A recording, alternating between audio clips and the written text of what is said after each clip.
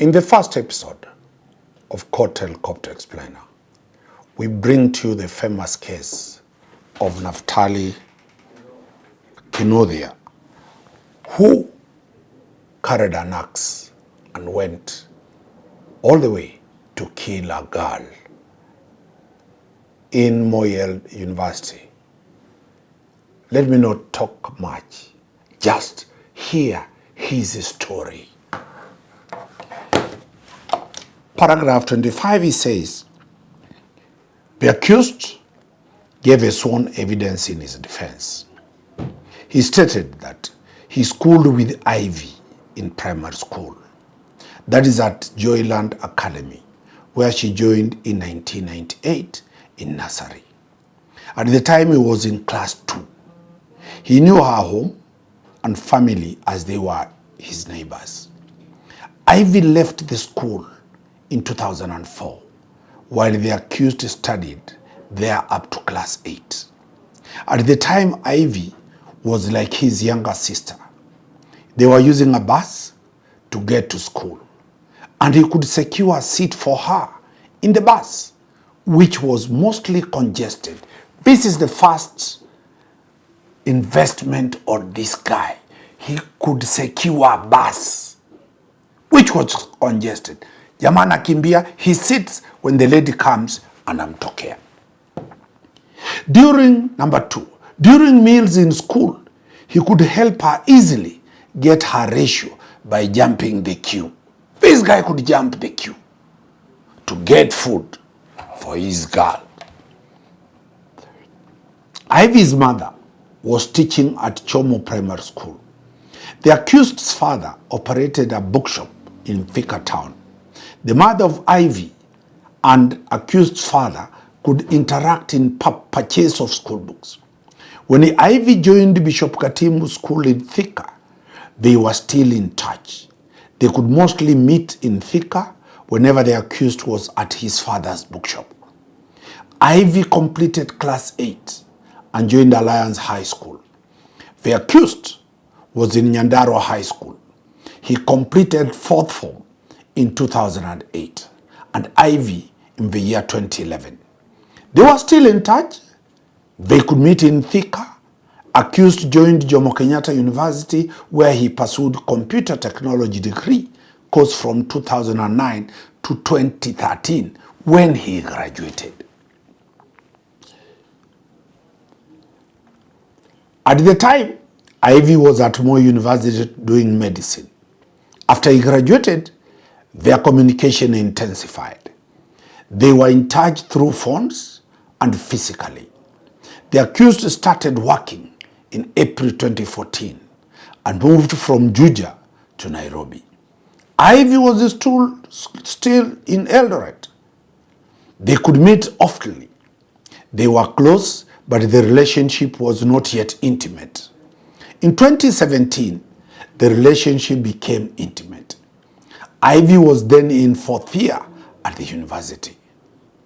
Around April 2019, they were in deep, intimate relationship. He was emotionally connected to her in love. At times, their relationship was blissful, and other times, sour or sorrowful. He even knew her close friends, who includes those who gave evidence in this case as PW10 and PW11. Paragraph 25. Ivy's birthday was on the 10th of April, and she used to take her birthday seriously. Prior to her death, she was arranging to celebrate her 25th birthday. The accused felt it was important he got involved in the arrangements. He communicated to her through the phone. She said she wanted to have a big party and had a budget of 28,000 shillings. She requested the accused to support her financially.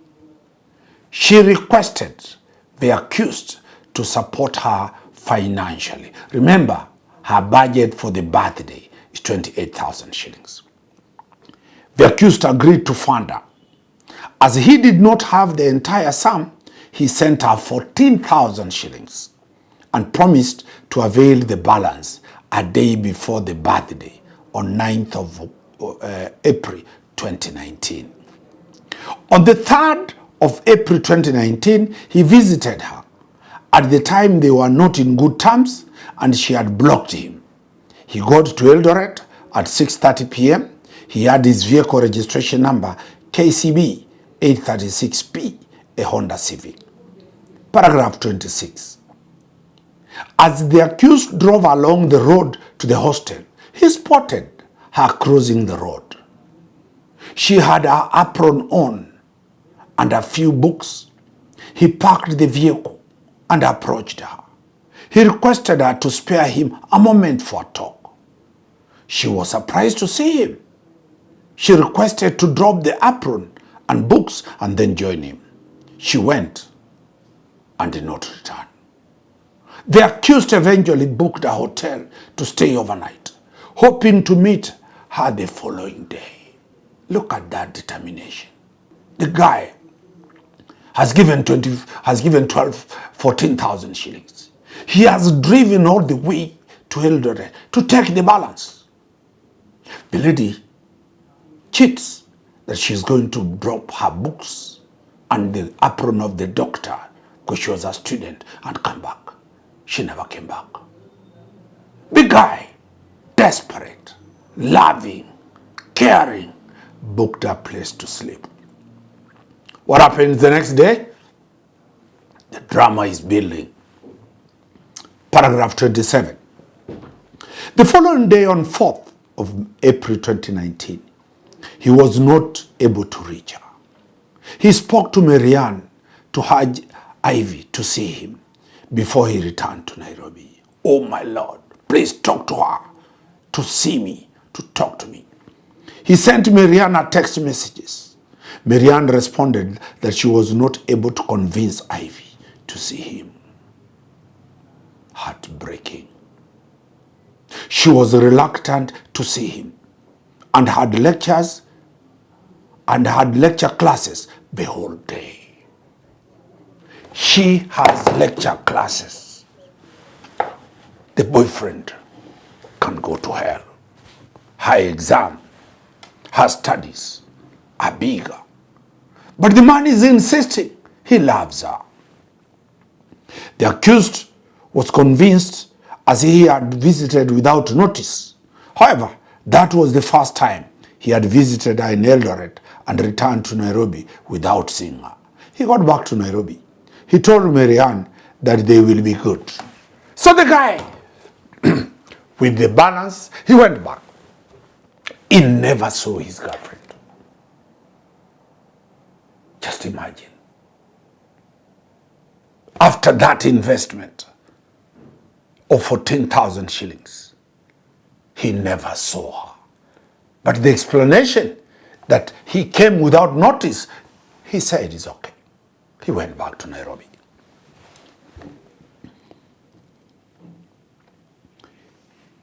He moves on, paragraph 28. On 8th April 2019 was on a Monday. The accused noted on Tuesday he was free. He decided in the evening to travel to Eldoret to give Ivy the balance of the 14,000 shillings for her birthday party and also wish her a happy birthday. Physically. This is this guy's Valentine. This is this guy's heart. This is this guy's baby. Oh my God. He takes the bus. He got to Eldoret at around 9 a.m. He had told Marianne about his visit and purpose. He had his breakfast in Eldoret and drove to the hostel at around 9:30. Sorry, he drove. He parked the car opposite the emergency section of Moi Teaching and Referral Hospital. He sat alone in the vehicle. He tried to call Ivy through the phone. He was still blocked. Oh my God. Wow. He sent a message to Ivy. He alighted after 30 minutes looking for a place to attend to a short call. He found a place and relieved himself. Hope these county government officials don't arrest him. On his way back to the vehicle, he bumped into Ivy. Look at sad coincidence. The guy, on his way to the vehicle, he bumps into Ivy. These are the proceedings of the court. He told her about the call he had made. He also informed her that he was there for her birthday arrangement and to give her the balance of 14,000 shillings. But due to time constraints, won't be able to attend her birthday the following day. Ivy told him in response that her new boyfriend will take care of the birthday arrangements. You do. My new boyfriend will take care of the birthday arrangements. Look at that heartbreaking statement. Look at the effort of this man. What will you do if it is you who has been told, go back with your 14,000 shillings? My new boyfriend will take care of the birthday. Wow. She told him that he was not invited and could not attend. She was told, go back, you are not invited and you will not attend. You are 14,000, you can go back with them. My boyfriend, my new boyfriend, will deal with that. She then said that he could keep the balance and leave. Just leave. That was the first time she had been burnt, or she had burnt all the bridges and knew their relationship had come to an end. He then realized that on the 3rd of April 2019, remember the day he came and left? She had intentionally ignored him and wanted nothing to do with him. He felt hopeless as a loser. He was full of rage, burning, like our musical guy dancing, burning. Oh my God. He felt that was done on purpose by Ivy. She was not in the habit of behaving that way in public. He felt she was rubbing it on his face.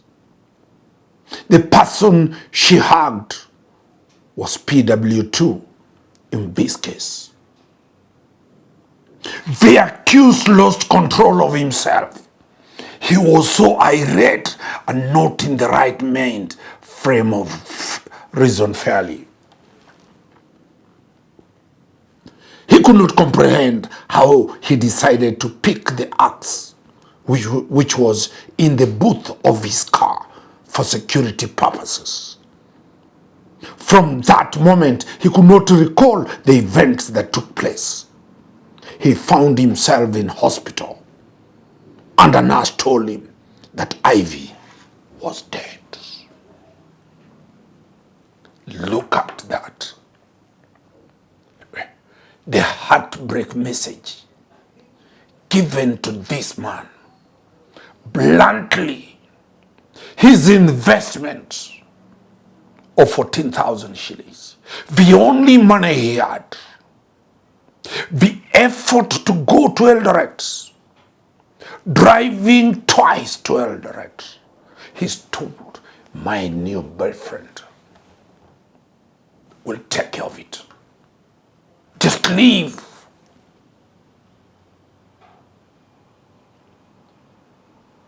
How he went to the car, picked the axe. He only found himself in the hospital. And the nurse told him, Ivy is dead. Paragraph 20. 29. He could, however, recall that there was a commotion that ensued and he did not let go the axe. He tried to use it to defend himself from the attack by the mob. They were hurling all manner of weapons at him.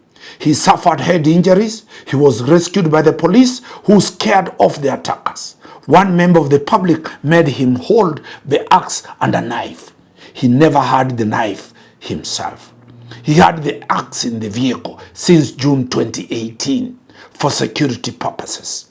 He had bought it in Nairobi. Paragraph 30. He alleged that he never intended to kill Ivy. His concerns were about their relationship and intended to have things work for them. He had not threatened her directly.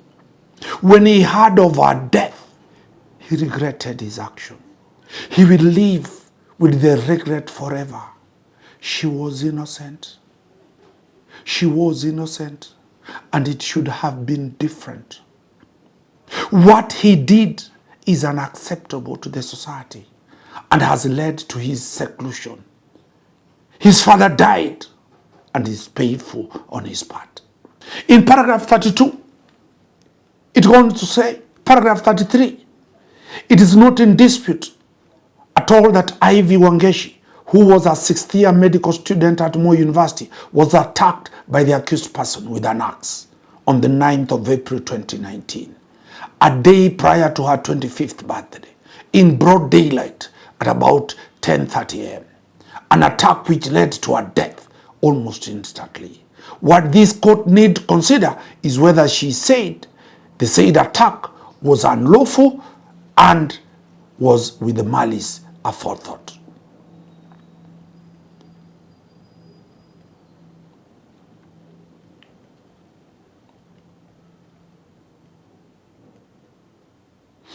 The court looked at his defense on prosecution, on self-defense, and said the accused's defense on facts that led to provocation is that he had nurtured his relationship with his deceased for many years, since they were children in primary school, till the time she met her death. That in the said relationship, he had invested considerable time and money, that the deceased was not fair to him for the period preceding her death, as she had blocked him, refused to meet him and talk to him, and eventually told him on his face, after he had traveled all the way from Nairobi to Eldoret twice, purposely to see her on the 3rd and 8th, that their relationship was over and she had a boyfriend. This was on 9th and was shortly followed by a physical demonstration of the same, as she openly hugged a male friend, that is PW2, and held his hands as he watched. Can you imagine? Ivy hugged that new boyfriend, walked over. Was this man provoked? Was it a provocation? Could he go to dance like our dancing king and forget about it? Could he go to church and pray? He says he lost control because of the investment he had put in this woman. Rage came when he saw this woman hug the new boyfriend and walk away. He jumped, took an axe. He couldn't control himself. Paragraph 39. PW2, the man he claimed hugged and held Ivy's hands, making him irate and lose his fair judgment, was not questioned on such during cross-examination. Cross-examination in this case were intense, widely spread, and well exploited. And the case was, as accused allegedly, they would not have missed it. The allegation was just an afterthought. Even if the allegation was true, the accused and Ivy were not lovers, and they were not married. They were just good old friends. Such action is not unlawful, and under Section 208, 3 of the Penal Code, a lawful act is not provocation to any person for an assault. The court found out in section 40 that the accused had malice aforethought. He used a dangerous lethal weapon, an axe. He alleges he had not carried it purposely but had been in his vehicle since 2018 for security reasons. The judge said, I do not agree with him. I saw the axe in court. It is the kind of axe used in rural areas to split firewood or cut trees. It was not newly sharpened, using a grinder, and had a metal tube as a handle. It is not the kind of reasonable people ordinarily carry for security in their vehicles. And safe for this act, the accused appeared to me reasonable in other aspects of life and in his judgment. There are other axes, smaller in size and with a wooden handle, which are in the market and which are used normally for security. The accused also had a knife. There is believable evidence to that effect that it is laughable when he alleges in his defense that a member of the public handed him over the knife. Who would have wanted to lose his knife for no purpose? His allegation is not true.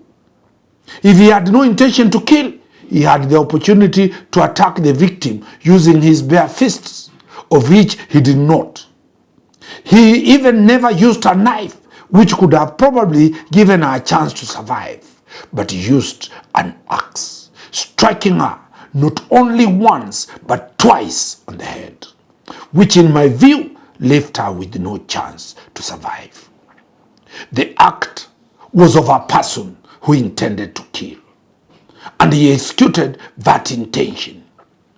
If the accused lost self-control, the circumstances of the matter are that a reasonable person subjected to the same circumstances would not have cause to lose self-control. And in the case of Peter King'ori Mwangi and the others, it was held that for provocation to subsist as a defense, 2 conditions must be established. 1, the subjective method that the accused was actually provoked so as to lose his self-control. The objective condition that a reasonable man would have been so provoked. Paragraph 42. The provocation claimed by the accused is only subjective and not objective. It therefore fails the test. Oh my God. Paragraph 42. What did the judge say? The normal way they break the pen. The accused stated that he regrets the incident. He acknowledges the subjective nature of the provocation and lack of the objective nature when he said it should have been different and that Ivy did not deserve to die. However, this realization has come too late in the day and after the fact, of which cannot avail him any legal benefit, save for as a mitigating factor. The bottom line is that the offense of murder of Ivy Wangeshi is established by the prosecution beyond any reasonable doubt, and the accused stands convicted of it. And the accused was convicted and sentenced to 40 years imprisonment. What are the lessons? Don't commit a crime of passion. Don't kill because you have invested in a woman. Don't kill because you'll go in for 40 years. At 14,000 shillings? The allegations of 200,000 shillings or what? Are you going to kill somebody because he broke your heart? She broke your heart. She dumped you. You paid for her school fees. She has abandoned you. You took care of her. She doesn't want you. You made her hair. You have groomed her. You have bought her a car. You have bought her an apartment. You have bought her everything. You've taken her to Dubai. You've taken her to Hawaii. You've taken her to dream places. You've had love together. You have done everything for her. The day she tells you, no, don't kill her. Court helicopters told you there are other ways to recover your money. 40 years, our guy went in. If Naftali had listened to court helicopter, he could have gone dancing. He could have danced like our guy, our mzee Kibore, kula ngoma, wachana na mambo ya hasira. Hasira ni hasara. 40 years, mzee Kibore ako hai. He sold 3 houses to educate this woman. He was told he's not the father of a child he has been taken care of. He paid bills in the hospital. He was dumped. His way out, dance the music. Mapenzi ni kali. Ina uchungu. He's alive. He's not behind bars. Our advice from Court Helicopter is that whether you invest, how much? Whether you invest emotionally, how much? Whether you invest financially, how much? Whether you invest in terms of morally, how much? Whether you invest emotionally, how much? Do not kill. Do not claim it is provocation. It can never be provocation. Wakili Dan Sanomari, we told you 14 more to go. Keep watching. The answer is only on Court Helicopter. Thank you.